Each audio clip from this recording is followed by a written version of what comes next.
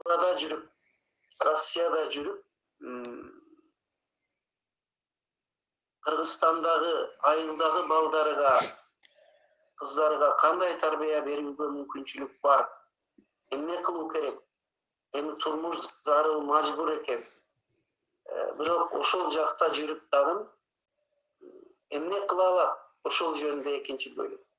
Менимче эң өзөгү ушул жерде турса керек. Анан Матюба ушуну запись кылып жазып аласыңарбы? Анан келбей калган сменада түндө иштеген иши чыгып калгандарга дагы жеткизесиңерби? Ал жагын ойлонуштургула. Мына Салтанат болсо, Салтанат мына ушуну жасап берип жеткирсе жакшы болот. Урматтуу алыста Россияда, Москвада жүргөн энеңер, зарылдык үчүн жүрөсүздөр, бирок чындап кааласаңыздар эгер сиздер ошол жакта жүрүп деле балаңыздардын бул жакта ден соолугу чың, бейпил, эсен аман, сапаттуу билим тарбия алуусуга чоң салым кошууңуздар мүмкүн. Алар кайсылар дегенде, биринчиден ошо кимге ишенип кеткен болсоңуз, ошолор аркылуу эң биринчи туура тамактануусу учурунда, туура уктап эс алуусу, ойноосуга көңүл бурууну, албетте, муну айтпасак деле бирок ушуга өзгөчө маани берип суранып дайындасаңыздар. Биринчи демек ден соолук, туура тамактануу, туура эс алуу, туура ойноо.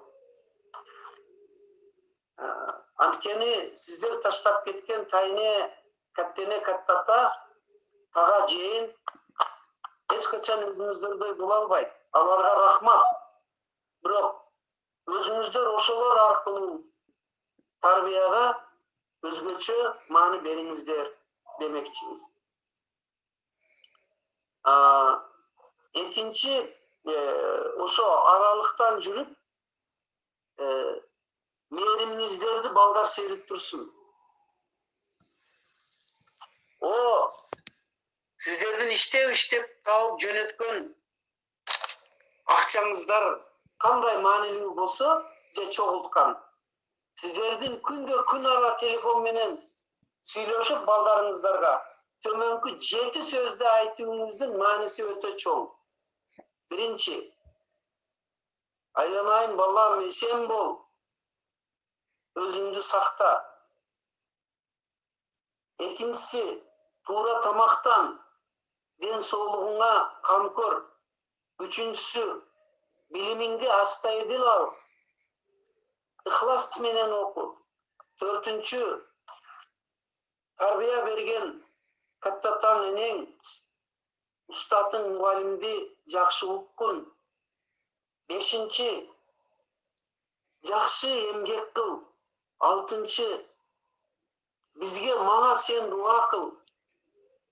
Жетинчи, класста досторуң менен, комшулар менен жакшы мамиледе болуп, көңүлүңдү тоок кылып, ишенип, мени күтүп, менин мээримим, сүйүүмдү кабыл алып, эсен аман мен баргыча окуп жүр деген сөздү күндө ар түрдүү түрү менен, шааны менен, жылуулугу менен айтып турсаңыздар, географиялык аралык болгону менен мээримиңиздердин арасы болбосун. Интернет, телефон географияны, аралыкты жакындатып койду. Азыр балдарга эмне жетишпей атат? Сиздердин мээримиңиздер. Телефондон эркелеткиле. Айланып кетейин, садага болоюн. Şu sen üçün men şul jakta жашап иштеп жүрөm, sen күлүп тургун деп. Телефондон көзүңүздөрдөн мээрим, сүйүү, эркелетип тойгузуңуздар. Ушуну зарылдыгын эске алыңыздар. tapkan жылуу söz, nasihat, ой пикир сунушуңуздарды безер кылбай, тажатпай, bir enelik mehrim menen albatta aytıp turuңуздар. Муну мен жөн эле теорияда айтканым жокмун. Мен бул жакта 25 жылдан бери иштеп, 25 жылдан бeri мигранттардын балдарını окутуп жүрөмүн. Ата энеси Россияга кеткен балдар бозоруп, мусафир болуп, көңүлү чөгүп, жүдөп жүргөнүнү кээде сезебиз.